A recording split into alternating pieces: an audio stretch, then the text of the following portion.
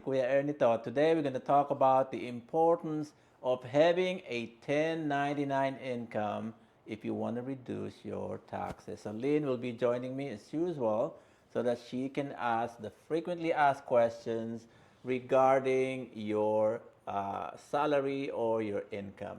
Lynn, what are the commonly asked questions, especially in the medical field since you are a nurse? So what are the frequently asked questions regarding this? So actually, most of the nurses are working so hard, making two jobs, three jobs, Yeah. just to, they think that we're going to make a lot of money out of Yes, you it. remember when you were working 20 hours? Yes, I used to work 20 hours a day, Uh-huh. working two jobs, both full time, and it was really hard. But then at the end of the day, at the end of the year, you knew I have to pay taxes. No, Big, not even at the end. Actually, it's a W-2 yeah. income. Remember, I would look at your paycheck, you after working Yeah. 80 hours a week because you were working 20 hours a day, four days a week. So you were working 80 hours a week. Yes. Okay? And I would look at your paycheck. The gross income looks awesome, right? Yeah. And then when I look down, I see your net income. It looks awful. Yeah. Because almost half of it goes to taxes. Taxes. Because you So- are purely on the income. So what are you saying about 1099? So 1099 is when you are an independent contractor or you have your own business.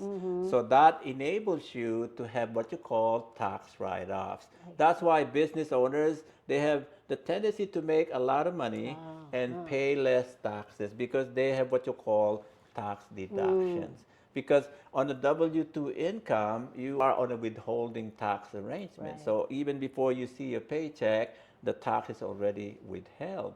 So you have no control of your taxes. So in the end, you pay a lot of taxes after working long hours, right? That's true.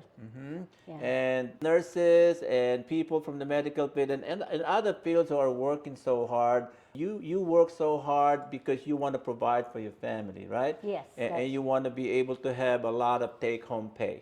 But in the end, because you are purely W-2, you see that half of your income is going away. Yeah. And that is very painful because you've worked so hard for it, but you have no options. But having a 1099 income gives you that option. Oh. So what do you do with the 1099, there are many How does it options. work? That's right. So just like what I said, if you are an independent contractor, then you become self-employed. So self-employed or you have a business. So let's just say, let's talk about business.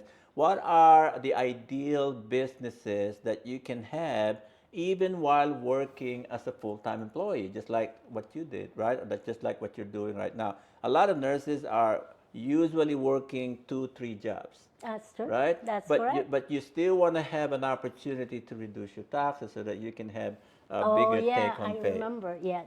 So one option is you have to choose a business that is needed by people. But you don't want to get into any business that would require huge capital. How So, much? What do you say? so let's say you put up a business. Let's say you love cooking and you Okay. put up a restaurant. Let's say if you're Filipino, you put up a Filipino restaurant. The challenges there would be number one, you will be putting huge capital. Number two, it will consume so much of your time as well because when you own a business, in reality, the business owns you. Yeah. You have to be a good cook. Not only that.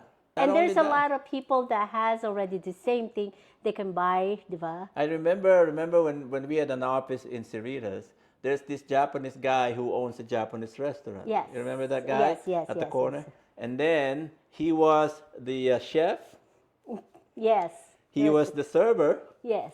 and he was the cashier. Yes. And he was open every day. And I asked him, when do you take a rest?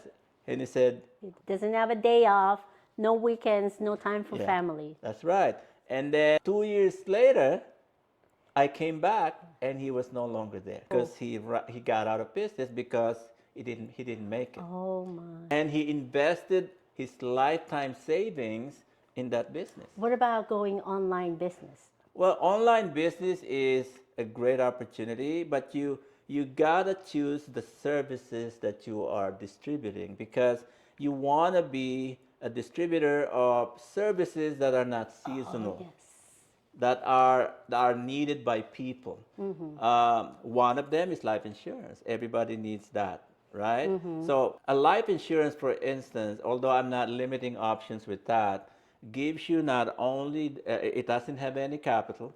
You just need a license, Yes. and of course education about the products. And Talking then about capital, let me okay, just tell you. yeah, I've been joining a lot of online businesses. in the past, I don't want to mention anything, yeah, but it's like beauty products because I'm into beauty wellness. products, wellness, and stuff like that.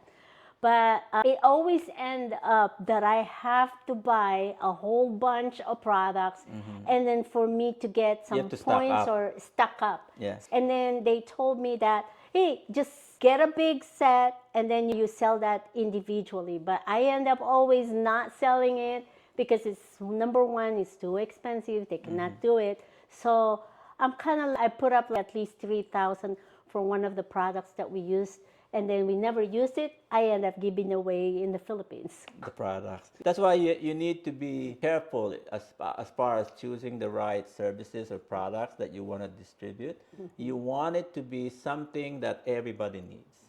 You want it as something that will be there, that will not be seasonal. And you don't follow the trend because trends change every now and then. So you don't follow the trend. So I remember in the Philippines when hot pandesal became a trend, every corner you would see hot pandesal, and they would buy a lot of machines to do that. And guess what? After a while, they got out of business So because now the products are for because a lot of people are getting old. All of these products they buy and stuff like that, but you have always end up. I just bought a product worth $300 to $400 just for one set. And I used it almost half of it already, but I haven't seen any changes. So I'm better off using my old one, which is not, I'm saving a lot of money, but it's giving the same amount of product, less cost. less the same benefits. Yeah, And yeah. nowadays, there's a lot of them that's coming out, Yeah. which you have a lot of competition too. That's right. That's why I was saying that if you want to have a 1099 income on top of your W-2 income, you can keep your job that pays the bills. You can also start building something on the side, which could be a 1099 income that could give you a tax write-off, Yeah. plus the opportunity to have what you call passive income. That's So you want to choose a business that doesn't require capital. Number two, it is not seasonal. It is not following the trend, but everybody needs it. Correct. And number three, it's going to give you what you call recurring income. That's That's when you are able to build something on the side that could even help you build generational wealth for your family. That like means you that can idea. pass it on to your kids. And that way, I don't have to work that hard. And you have a fallback should anything happen to your job. Just Because like- nowadays, there's no such thing as a stable job. Yes. Everybody is dispensable, especially with AIs replacing a lot of jobs. You want to have a fallback. You want to have something that you own and that is virtual and remote. That means you can take it with you. That's why we were able to relocate here in Nevada, still with the business because it is remote. Same money and stuff. Less cost, Yeah. the same income. Because it's affordable. You can take it with you wherever you are. You could even be on vacation and still have the business with you. And the business continues to pay you. Got it. So that way you're not stressed out, just relying. Remember when you only were relying on your job, you were always nervous? Yes. Getting laid off?